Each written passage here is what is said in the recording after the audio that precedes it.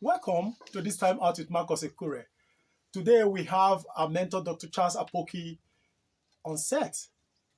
We want to be talking on the challenges facing parenting, today in comparison to the time of old.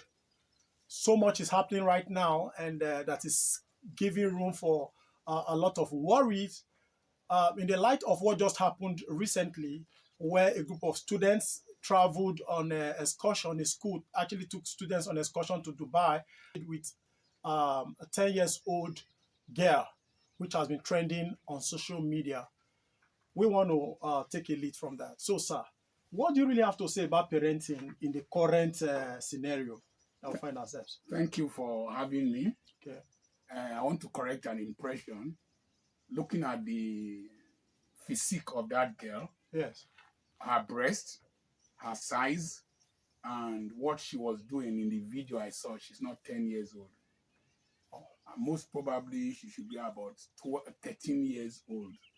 But no matter what, she is still a minor. Sure. What happened in Dubai started from Nigeria. She did not start having sex in Dubai. She most probably has been having sex at home from somebody very close to the mother or somebody around that vicinity. So why I said something like that started from Nigeria, I was watching a video that I posted. A man called a young boy, 15 years old, who wanted to book room. There were 3 boys and 2 girls. They wanted to book a room in a hotel. To do what?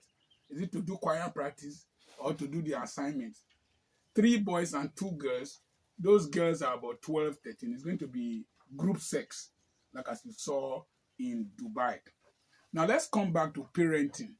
You will see that what we are seeing in Nigeria, Ghana, and several English-speaking African countries is not common in Asian and Muslim countries, where they still have strict religious principles, where they still have strict cultural values, where they still have strict family values, where they still live together.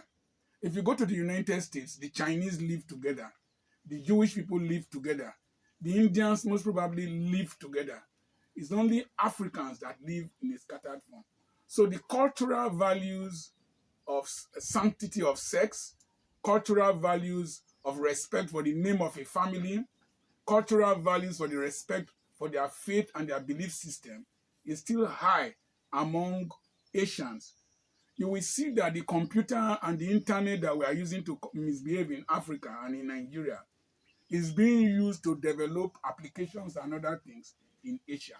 Now let's come back to parenting. Parenting in those days, in the African society, in the Nigerian society, was not only the father and the mother. It was the collective parenting. Yes.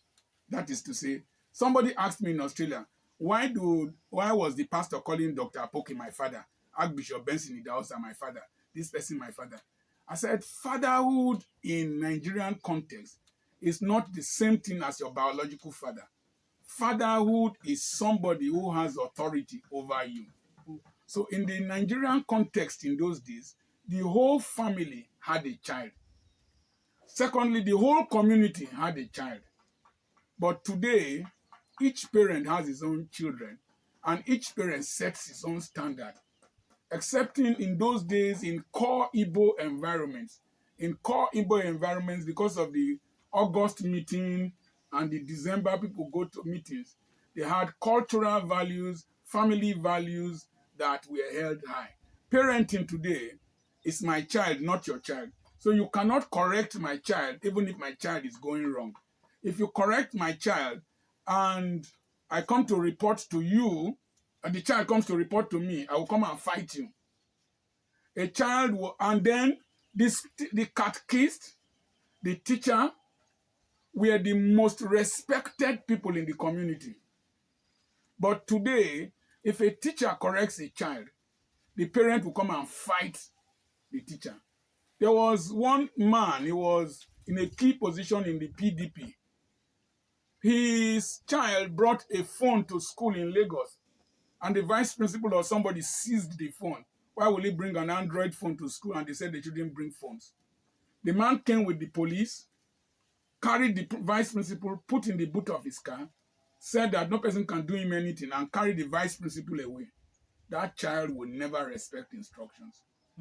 A child was punished in a school somewhere, I think in the Cross River or one place. DSS invaded the school because the child's parents were in the DSS and shot and invaded the school. That child will become incorrigible. You can't correct him. One of my teachers, a child was dancing in the rain, heavy rain with her school uniform. The teacher just went there and smacked the child. Why are you dancing in the rain? Leave the rain. The mother came with a car with extra clothes. She was pregnant. She jumped on my teacher, beat his lip, and she was spitting out blood. She came with an extra set of clothes to fight. And then other parents started harassing her, and she was ready to fight. I expelled her 4 children and drove them out of the school. So the teacher, the school, the father and the mother, and then the society were jointly responsible. But also let me tell you, if the Olagbegi family in Owo, Yes. Olagbegi had many wives and many children, but all the children lived in the palace. You never knew your mother. All the women there in the palace took care of all the children as if they were their children. So discipline was a collective effort. The Dan Tata family, where Dangote comes from, Yes. because Dangote's mother was married in Dan Tata's household, because Dan Tata said, you won't take my daughter to go and join your many women. So the discipline in Dan Tata's family, all the children ate collectively, all the children were disciplined collectively, and you didn't know your own child. That was how it was. So discipline was collective. Number 2, children revered parents in those days. They revered parents. The word revered is like the way we fear God. Yeah. But today, parents fear children. Wow. Parents are afraid of correcting children. Somebody was narrating a story, I think it's Otitu Oju, about a child jumping from seat to seat in the plane. And somebody said, stop that. Told the child, stop that. The mother said, don't shout at my child like that. A child jumping from seat to seat in the plane that was supposed to be with a seat belt around the mother's waist, because suddenly there can be turbulence and the child will be flown out. He said, don't correct my child like that. So this loss of authority of parents, of teachers, of community leadership, and religious organization is partly responsible for the decadence. Okay, that's a fantastic one, sir. Yes. But I want to bring you to this. Yes. Some time ago, someone cited the book of Proverbs, where somewhere in book of Proverbs that says that a wayward child is the heaviness of the mother. Yes. So I want to ask, who is supposed to be more responsible for the uprightness of a child in terms of molding the child? Should we blame the mother for a child that is going astray in terms of moral decadence? Should the mother be blamed, or the father should be the one to be blamed? Who is supposed to be more accountable to the child in this regard? It is very difficult to just blame only the mother, blame the father. I will just give you the roles that I expected. Okay. Number 1, Sigmund Freud said that the personality of an adult is formed to 75% degree within the first 5 years. Sure.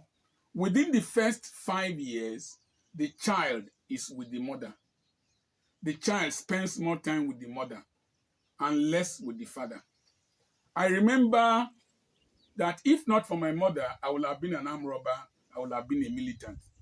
It was the toughness of my mother that has made me who I am.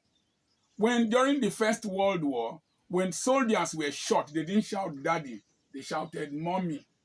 So the formation of a child, the closeness of a child to a figure is the mother. And you see, and he who will feel the pain later is the mother, because the father can marry another wife and have other children. But the father has to be there to superintend over the family, give direction, set the ground rule, reward, and also punish. Are you following what I'm saying? Very well, sir. Reward, also punish. Let me come to the absent father syndrome. Okay. For a female, there is this Oedipal and Electra complex. In Greek mythology, Oedipus loved the mother more than loved the mother, that he was ready to kill his father to marry his mother. While the Electra complex, Electra loved the father and was willing to kill the mother to marry the father. So there's this Oedipal and Electra complex of sons tilting towards mothers, daughters tilting towards fathers. So the average girl wants to marry a man that is like her father. So when there are no fathers to take care of daughters, it's called the absent father syndrome. This girl starts looking for a male of a father figure to relate with for protection, for provision, for direction, for security. So you see young girls following old men, and you think that they are just merely promiscuous. It is a psychological defect. Research has also shown that boys who breastfeed for long don't smoke. I breastfed for long, I don't smoke. That sucking reflex that happens when you need company and comfort from and you get it from your mother's nipple. When you see somebody smoking and smoking and smoking out of stress and anxiety, he is looking for that nipple that the mother did not provide. Wow. So these are complexes. So it's but the mother is supposed to spend more time with their children. But what do we have? I have experienced that when they report a child to you and the child is doing wrong, sometimes they won't know when to report the child. They will report the child when you are tensed up and all that. And you take a cane and flog the child or punish the child. You will see the mother saying, please, don't kill my child for me. Don't kill my child for me. Come, Junior, come. Don't mind daddy. You have turned daddy to an enemy of the young man. Of the child. You have not you have not condemned the act that led to the punishment. Instead, you have condemned an innocent man, a father figure, so that child grows up to be rebellious. So sometimes the mothers are overprotective, while sometimes the fathers provide too much. You buy an Android. I was listening to Pastor Biyomi. He said his child never gets a phone until he enters the university. And several other parents were confirming. My friend came back from the United States with the daughter that was 13 years old. This my friend is a multi-qualified doctor in pediatrics, clinical pharmacology, and oncology. But the child had no phone at 13. So now, you will see that this woman crying on television. Have you seen the husband? No, I've not. When Oromoni's child died in the other school, the father and the mother came out. Involved. Yeah. Have you seen the husband coming out? No. Apparently, it's possible that the husband has said, this is your daughter. Because I saw the girl on Instagram with waist beads. Yes. And her name is Bad of Fuck You. Yeah, I saw it. So when you see the way he was grinding that boy on top of that boy, she's a pro. She doesn't look like she grounded in the front and reversed and did reverse. Okay. Yeah, I was actually coming to that. The place of technology, the role of technology in the whole of all these things. Yes. Can you quickly talk about that? What has technology to do with all these things? We're talking about parenting, children going astray. Parenting today should involve regulation of TV time. My granddaughter came and she was looking at Cartoon Network. Yes. I told her today you won't look at